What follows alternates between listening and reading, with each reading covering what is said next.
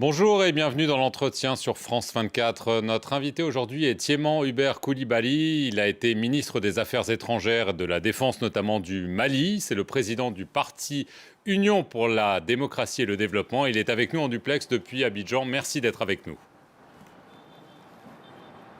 Bonjour, merci pour votre invitation. Monsieur Coulibaly, le Mali a officiellement dénoncé les accords de défense le liant à la France. Et selon le ministre malien des Affaires étrangères, cela veut dire qu'il n'y a plus de base légale pour la France d'opérer sur le sol malien. Quelle est votre réaction à cette décision de la junte au Mali? Mais cette volonté avait déjà été exprimée depuis fort longtemps. Cette volonté a été exprimée, elle a été exprimée par la rue, elle a été exprimée par des postures politiques et la France elle-même a décidé du retrait de ses forces il y a déjà un moment. Et c'est ce retrait qui est en cours. Je pense qu'aujourd'hui, il y a une escalade déclarative, il y a une posture un peu plus dure qui est prise du côté malien, mais je ne sache pas que cela change véritablement la dynamique qui est engagée depuis plusieurs mois. Les forces françaises sont en train d'organiser leur départ coordonné du Mali, d'ailleurs avec les forces maliennes, et il y a un délai qui a été prescrit pour cela.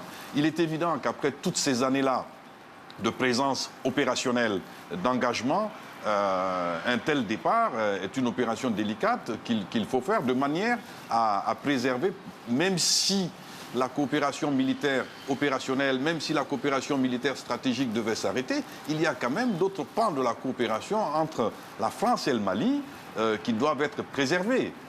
Moi, je pense aujourd'hui que les vicissitudes de l'histoire et des évolutions des relations entre les États sont largement en deçà des liens qui existent entre les peuples.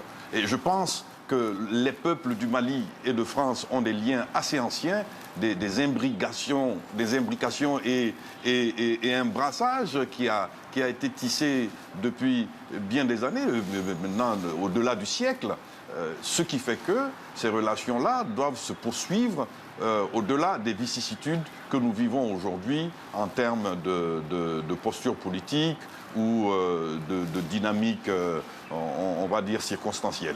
Mais est-ce que vous ne pensez pas que c'est un pas vers une rupture diplomatique, politique entre Paris et Bamako? Ou est-ce que vous pensez qu'on n'en arrivera pas à cet extrême? J'espère qu'on n'en arrivera pas là, j'espère. Mais il est évident que si l'escalade continue, si les actes de part et d'autre de défiance et de confrontation, ne serait-ce que, on va dire, de position continue, je crains qu'en effet, les relations diplomatiques et politiques puissent prendre un coup. Et cela serait extrêmement dommage. Parce que le Mali, de mon point de vue aujourd'hui, doit continuer sa coopération en raison de sa géographie et de son histoire avec l'ensemble des États qui l'entourent. Et ces États qui l'entourent, d'un point de vue militaire et de conduite de la guerre contre le terrorisme, ont décidé de poursuivre leurs relations avec ce partenaire majeur qu'est la France. Et dans le sillage de la France, il y a plusieurs pays européens et d'ailleurs peut-être d'autres continents qui suivent ce mouvement-là. Parce que nous estimons que la sécurité collective requiert une action, une mise en commun des moyens, un partage de doctrine, un partage du renseignement afin de venir à bout donc de ce phénomène terroriste qui aujourd'hui est un phénomène mondial. Et j'ajoute que aujourd'hui, il y a des dynamiques de polarisation à travers le monde avec tout ce qui se développe comme conflit et comme futurible en termes d'opposition de puissance. En tenant compte de cela, moi je ne souhaite pas que mon pays devienne un terrain de jeu ou un terrain d'expression d'antagonismes mondiaux ou soit au cœur d'enjeux qui ne le concernent pas. Mais est-ce que ce n'est pas déjà le cas? Parlons clairement. La Russie, à travers le groupe Wagner ou à travers son influence, n'est-elle pas le véritable maître aujourd'hui à Bamako? Et est-ce que ce n'est pas elle qui impulse ces gestes, ces déclarations, ces mouvements à la junte? M. Sergueï Lavrov, il y a juste quelques jours, a annoncé que Wagner était présente en Libye au Mali et ailleurs sur des bases commerciales. Et de ce point de vue, même si plusieurs analystes disent que le groupe Wagner est un groupe lié au Kremlin, etc., moi je m'en tiens aux déclarations des autorités russes. Le Mali a des relations avec la Russie. Et cela est bien, parce que c'est un État. Parce que le Mali, en tant qu'État, ne doit avoir des relations qu'avec des États.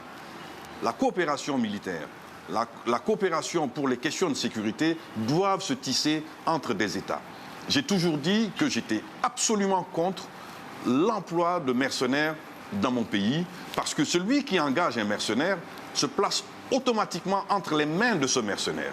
Un mercenaire qui vit de la guerre, jamais ne fera en sorte qu'une guerre s'arrête. Parce qu'il en vit. Et je crois que les États doivent avoir des relations avec des États et non des mercenaires ou des milices privées. Je crois que le Mali gagnerait à revenir vers ses fondamentaux, dans une certaine orthodoxie de la conduite de la guerre contre le terrorisme, en exploitant les outils comme le G5 Sahel, en exploitant les potentialités de la CEDEAO en matière d'organisation de défense collective, et même au-delà. Il y a une architecture paix et sécurité de l'Union africaine qui peut être revisitée de manière à nous organiser et faire face à nos défis. Aujourd'hui, c'est le peuple malien qui va payer le prix à terme, et d'ailleurs peut-être à moyen terme, pas très long, de certains choix qui sont faits aujourd'hui par le gouvernement de transition. Alors je vais en venir à la transition. La junte avait proposé une transition de 5 ans, puis maintenant elle propose 24 mois. La CEDEAO a affirmé que c'est 16 mois maximum. Vous faites partie d'un cadre qui exige que les engagements de la transition soient respectés. Est-ce que vous avez l'impression que la junte au pouvoir a décidé de se maintenir malgré les sanctions, malgré les diktats de la CEDEAO? Comment voulez-vous qu'on puisse croire à tout cela? Nous sommes déjà à 20 mois, il était prévu 18, nous sommes à 20. Cette transition n'a jamais tenu ses engagements. Je comprends très bien qu'à l'épreuve des faits, à l'épreuve de l'exercice du gouvernement, ils aient pu découvrir les difficultés. Je comprends ça très bien. À l'époque, lors d'un entretien que j'avais eu avec le patron de la junte, je lui avais dit qu'il ne fallait pas avoir d'engagement, d'agenda caché, qu'il fallait mettre les choses sur la table et que si nous devions procéder à une prolongation de la transition, que cela se fasse entre Maliens pour éviter que nous ayons des difficultés avec la communauté internationale. Mais en fait, ils avaient un agenda caché et je pense que c'est parce que l'intention première a toujours été de se maintenir. Mais cela n'est pas possible. Et c'est pour ça que je les ai appelés à renoncer à cette aventure-là, à créer un cadre de dialogue à l'intérieur pour que les Maliens puissent se parler. Mais au lieu de ça, c'est la menace qui s'exerce, c'est une chape de plomb, c'est un régime, de mon point de vue, dictatorial qui s'installe. Nous sommes tous menacés et vous avez bien vu, les leaders politiques aujourd'hui ont le choix soit de se taire ou d'aller en prison, et l'autre voie, c'est d'être absent du pays. Et cela n'est pas bien. Je pense qu'il faut se ressaisir, revenir à des pratiques plus républicaines pour sauver le peu qui reste de notre République et de notre démocratie. Autrement, vous avez vu ces sanctions qui ont été imposées au Mali. Nous sommes à l'agonie dans ce pays. Ce sont les plus pauvres qui souffrent. Ce sont les plus pauvres qui souffrent et qui vont continuer de souffrir parce que les effets de ces sanctions-là sur les comptes publics, les engagements qui n'ont pas été tenus au niveau communautaire, les défauts de paiement, nous allons continuer pendant 10-15 ans à travailler pour résorber les effets de ce choc-là. Et l'environnement international lui-même connaît une phase économique extrêmement complexe. Le renchérissement, non seulement des coûts du capital, le renchérissement de tous les coûts, de tous les facteurs, va faire que nous nous retrouverons dans une configuration économique extrêmement difficile. Je n'oublie pas les défis du climat. Aujourd'hui, nous en sommes où en termes de production agricole? Aujourd'hui, nous en sommes où en termes de capacité à nourrir notre cheptel sur notre territoire? Et autant de problèmes dont nous ne parlons pas. Nous en sommes où en termes de couverture santé? Nous en sommes où en termes d'efficacité de nos programmes d'éducation? Et tout cela, ce sont des facteurs d'hypothèque sur notre jeunesse, sur le futur de ce pays-là.